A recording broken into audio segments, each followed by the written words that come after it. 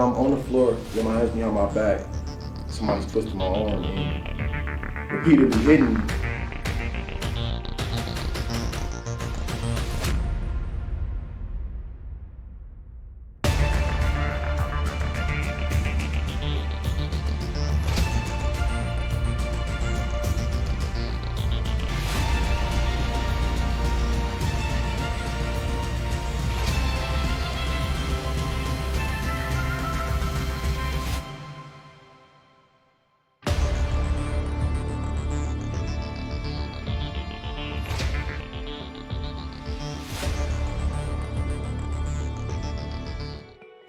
What happens to Nevada's troubled children? For Demonte Richardson, it's a story that ends in bruises and a battered face.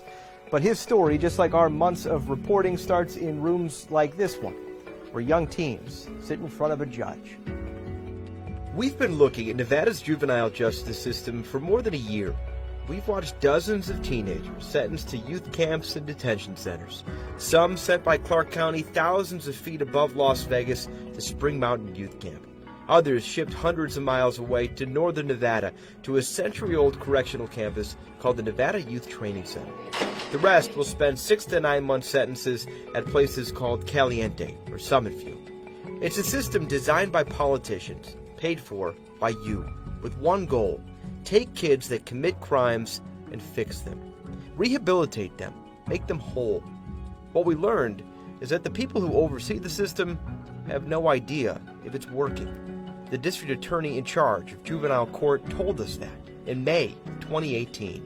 From my office, for the district attorney's office, to the public defender's office, to the Department of Corrections and mental health services, we all know it's needed because we don't know whether or not we're improving our community or the lives of children. It's all just speculation. It's all speculation. Nevada doesn't track recidivism, the number of kids who come out of detention centers we send them to and commit another crime later on. Nevada's known about that problem for years. It's tried to fix it. In 2017, the Clark County Commission approved $7 million for a new computer system that would finally link the juvenile courts and detention centers together, connect the whole thing to the adult system. Part of a statewide push to get that system, called Caseload Pro, into every court and correctional center. 2 years later, close to $1 million spent, that computer system is only partially working. It doesn't collect data from the state's 2 largest counties. Wondering why? So is the state. This is the Juvenile Justice Oversight Commission, a committee put in place by Governor Brian Sandoval. We were there in the summer of 2019 when they decided to ask Tyler Technologies, the company the state contracted with, to sit down and explain themselves. Explain why it isn't working yet. They need to step up and start producing, and we need to get this moving. And I think your suggestion to get them here in front of us, to get them tied down to some realistic deadlines, needs to happen. That next meeting never happened. All meetings were canceled. The commission couldn't meet for almost 5 months because Nevada's new governor, Steve Sisolak, didn't assign new members. It's something that has to happen before the commission can finish their job. The next meeting is scheduled for early 2020. So the machine keeps moving. Kids keep getting in trouble. They keep standing in front of Judge William Voy and getting sentenced to correctional centers or youth camps. 6 to 9 months later, maybe they commit a crime, maybe they don't. We don't know. But a curious thing happens when you don't know what works. Broken things don't get fixed. They didn't tell me I was going to get moved. We first heard about Demonte Richardson in July. Of course, we didn't know his name then. We were handed a manila envelope. Inside were photos and a CD. This is Demonte Richardson, just 17 years old, on one of his last days at Summit View. We are only seeing these images now because of a chance discovery a year ago by a man who is not comfortable showing his face because he still works in the state. How you came across that incident? Sure. I was involved in reviewing OC spray incidents, and some 40 cases since it had been started at that facility and also the Elko facility, and came upon a folder that was not marked, not identified, and in the folder was a disc, and we wondered what it was, so we put the disc on and saw an incident where this young man was being brought back into the facility after being apprehended from the escape. In March of 2018, Demonte was an inmate here. On the 28th, he escaped. He ran out of the back of that gym and over that wall. The story of what happens next is different depending on who you ask. And our quest for the truth about that story taught us a lot about what happens behind that fence. It's a bad prison at best. We wanted to find Demonte. It wasn't hard. He is 19 now and in prison. Not long after he was released for the escape, he was back. We reached out on the prison's online messaging system and waited. Demonte's story, one that begins with getting released from juvenile detention only to get in trouble again, is one we've seen before and one that we will come back to. But another young teen's tale is marked with balloons and candles and the tears of friends. Aaron Rodriguez's story began the same way. It ended on Pecos Road, where the 18-year-old boxer was shot and killed walking home. He just finished his 9-month sentence at the county's Spring Mountain Youth Camp, released to the same neighborhood with the same people and the same habits that got him in trouble. The former gang member told us just how hard it was not to fall back. It's easy to fall off. It's easy to commit crimes. It's easy to be in jail because you don't have to do nothing. All you have to do is focus on yourself. Yeah. But it takes a true gangster to be out here handling your priorities, taking care of your family, making sure you're straight, making sure you're doing the right thing. The killing of Aaron Rodriguez has not been solved. A 14-year-old kid has been charged in the shooting. Police believe it was all gang-related.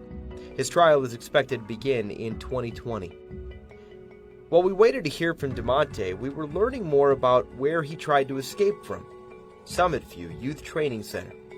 Demonte had been pepper sprayed by corrections officers and came back from his escape badly bruised. He was writhing in pain. He wasn't the only one. Our investigation found other incidents. For years, the state's juvenile justice system has been underfunded and understaffed. In 2017, Summit View spent more than $600,000 in overtime. An audit the state ordered found that because of attrition, shortages, low pay, and a lack of state support, staff were in survival mode. That's their words. That culture of exhaustion is exactly what we heard from a former parole officer who now volunteers to help young gang members turn their lives around. Even if you like doing the job, you're still going to be burned out after a while. I went to Summit View and I wanted to be there. I like helping kids. I like that demographic of kids. At-risk youth is what we call them. You get tired after a while. So that's across the board. Happens to a lot of my other coworkers as well. They all experience the same things. I know coworkers that did easily like 80, 90 even. I know one coworker did 126 hours in 1 week. Anthony Brinkley worked at Summit View for close to 2 years. He quit after, well, he won't say the name of the inmate, but after an incident involving a teenager on the same date we have listed as Demonte's escape. Ethically, it didn't sit well with me how the events that transpired of my coworkers getting the kid and bringing him back. Whatever transpired that I don't know specifically, I was not there, but it just didn't sit well with me. Staffing was so short that Summit View couldn't meet the federally required standards called PREA, or the Prison Rape Elimination Act, a policy designed to protect kids from abuse by making sure staff can keep an eye on them. Without PREA, the state risked federal dollars coming in, so to try and get the ratio of staff to juveniles down, Summit View made a brutal decision. When there weren't enough staff, they would lock kids in their rooms, putting them in solitary confinement. If they were in their room, they didn't count towards PREA. We don't know who at the state knew that young teens were being locked away, but the policy was so openly talked about behind the barbed wire that the kids inside were used to it. If they didn't have enough staff, we were down. Kids acting up, we were down. Chaston is 16. He spent 9 months in Summit View. It was his second time at a juvenile facility, and the second time worked. He graduated from the program and hasn't looked back. What did you think was the best part of Summit View that worked the most for you? my education. Yeah. Probably the thing that helped me get through what I had to get through. He's now part of a group that helps young men stay on track. But when we talked to him about Summit View, the conversation quickly went to those days and nights in a small room. It's more like a mental game, it just depends on the person you are. It's some people like me, I can't be in somewhere for a long period of time. I gotta keep moving. So it's kind of hard. Most kids just sit and read their books or will talk to each other through the doors. But if everybody was angry that day, it's pretty quiet. Right. It's all to yourself, and then sometimes it's irritating when it's loud. The only real evidence we have of that confinement came from leaked emails. In March of 2019, an email went to 2 deputy administrators with the Division of Child and Family Services. That's the state division that runs youth facilities.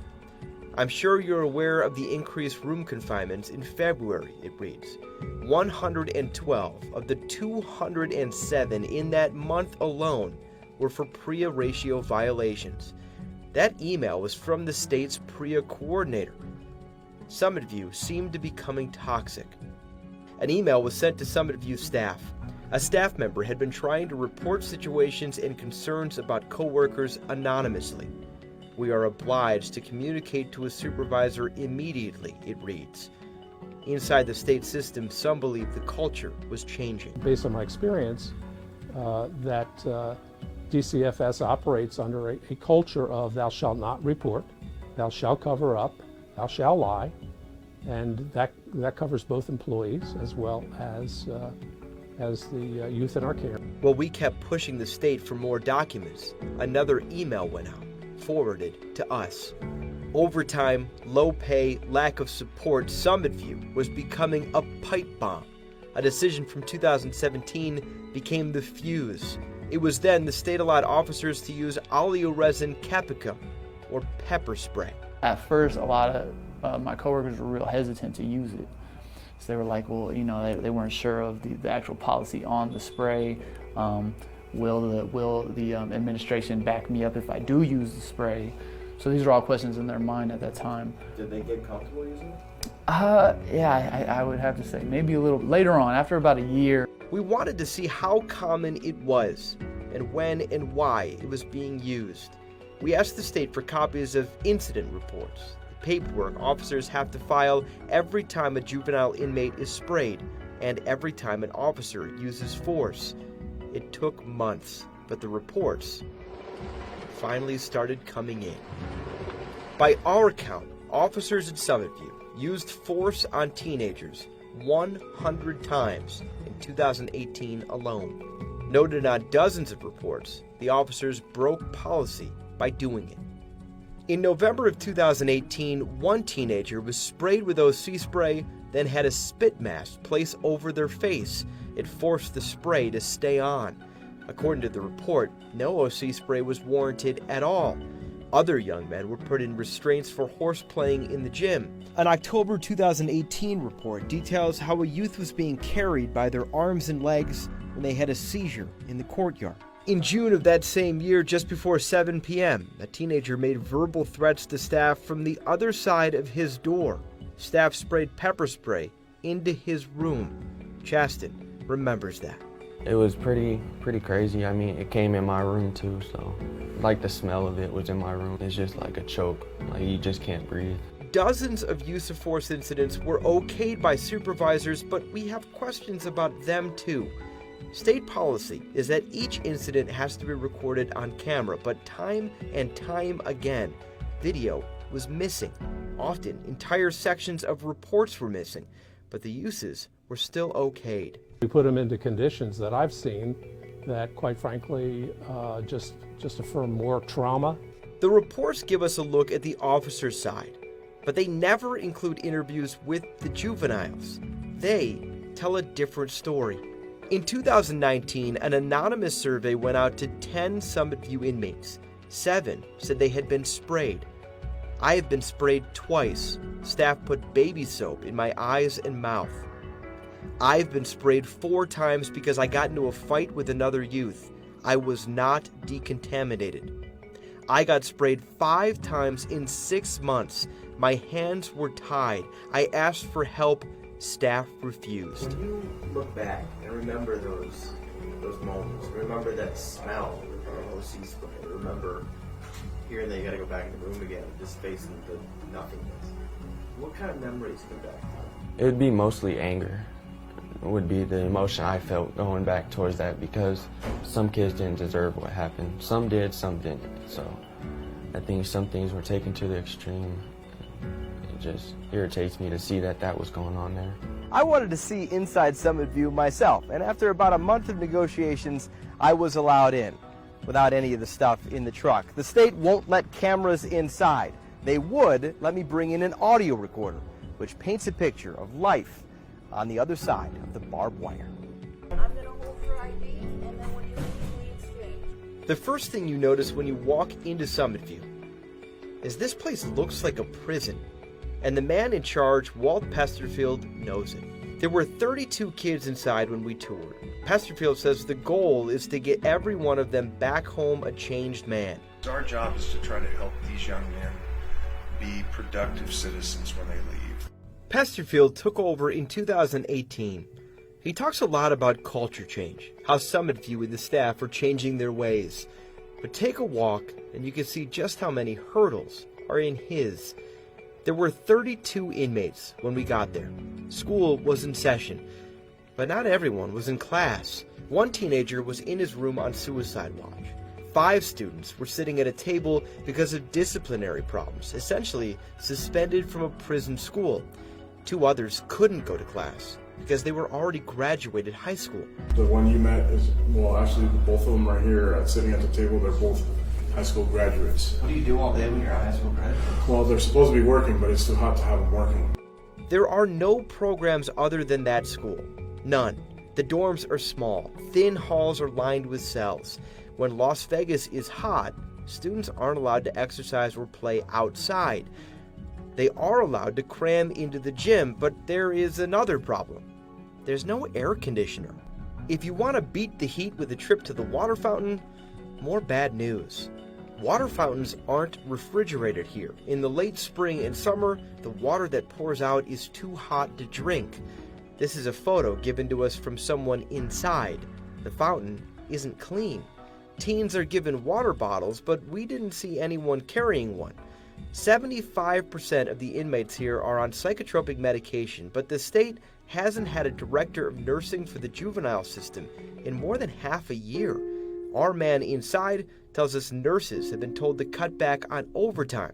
Dozens of teenage boys, most on drugs for mental illness, all with behavior issues, stuck inside small dorms, many not allowed to leave for school, thirsty and hot. It's a recipe for disaster. We were making progress with Demonte. His attorneys reached out to us. He wanted to talk, but getting into a Nevada prison is easy for a criminal. It's nearly impossible for anyone else. They haven't allowed television cameras in to interview an inmate in years. It didn't take long for them to say no to us. Our fight for access took us to the governor's office. Finally, after months of waiting, we were allowed in. Why did you want to talk to us? Because I wanted to have the chance to explain what happened to me. Demonte Richardson is known at High Desert Prison as inmate 1219965. He's in the middle of a 2 to 5 year sentence for battery and conspiracy to rob someone. I did a couple things that I shouldn't have, that I learned from, that I regret, that I don't want to do again. He was arrested and charged in January of 2019. Not even a year earlier, he was in Summit View. We don't know why. His juvenile records are sealed. When we asked him why he started getting in trouble, his story was familiar. He was 14 or 15 when his mom and dad separated. He moved with his brother and mother to Las Vegas. He filled that father-shaped hole in his life with older guys on the street around his neighborhood. I think my motivation just came from, I don't know, the streets.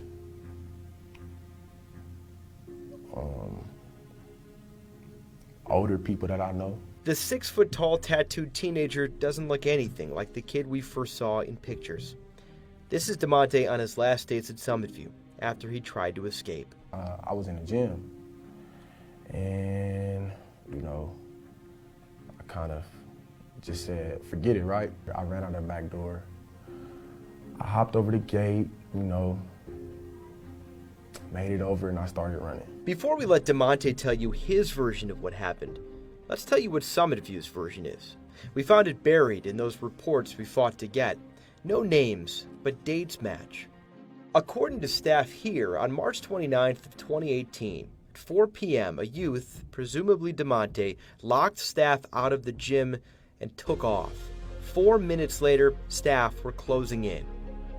Demonte took off in his detention jumpsuit through an office park near Summit View. It took staff 20 minutes in a van to catch up to him. Once they did, Demonte fought. He punched officers and resisted. Officers used their OC spray to gain control. Within minutes, he was placed in a van. At 4:35, he's back at Summit View. 5 minutes after, he was seen by nurses, and by 4:50, the spray had been washed off. So that is the story Summit View broke down, but it is not at all the story Demonte told us, and it is not at all what we saw when we looked at the prying eyes of security cameras. As I'm on the floor with my hands behind my back, somebody's twisting my arm and repeatedly hitting me and rubbing my face in like the dirt. Somebody hit me in my jaw. As we were riding back towards Summit View, 4 people were in the car with me. 4 staff. The OC spray was burning my face. It was hard. It was hard. I'm just rocking back and forth like, because it burned. Somebody in the backseat said, you missed your turn. And the guy in the front seat said, it's okay, just let him burn. We don't have any video of officers catching up to Demonte. The body cameras that were supposed to capture the arrest were not given to us. But we do have the video of Demonte when he's brought back to the intake room at Summit View. He's placed into a small room by himself at 4:35, like the report says. But at 4:40, when the report says he's checked by medical staff, Demonte is alone, writhing in pain. It would be another 10 minutes, 4:50, before nurses walk in. The report says that is when Demonte is decontaminated from spray, but according to the video, Demonte would sit another 5 minutes before he was walked into a shower. He is in that shower, out of view from the camera, for 20 minutes. So if the report isn't accurate, what actually happened? We can begin to piece that together with the help of Demonte and our source. At 4:35, Demonte is carried into the intake room. He's visibly uneasy. 4 officers stay with him in a small dark room. We don't have audio from the camera. Demonte remembers what they said. They were threatening me. They were saying, you going to prison. Your mom's going to prison. They just telling me I ain't nothing, I'm worthless. Over the next 60 seconds, while 3 officers appear to smile and laugh, a 4th officer can be seen repeatedly jerking Demonte up and down, at times leaning over him, before jerking him violently again. He just got mad and started swinging me around in the room. At 4:39, that same officer enters the room again. Another officer blocks the doorway while Demonte is again pushed against the wall. 10 minutes later, officers appear to loosen his restraints just before nurses enter the room. At 5:38, more than an hour after he is brought in, Demonte is walked out with his back to the camera. The employees that were involved in those incidents were all there and nothing seemed to happen to them. The administration at the facility seemed to know nothing about the subsequent incident. 18-year-old Demonte in restraints for more than an hour, his face covered in pepper spray. So who did know? Who does know? What's being done about it? One man knows, the head of the Division of Child and Family Services, Ross Armstrong.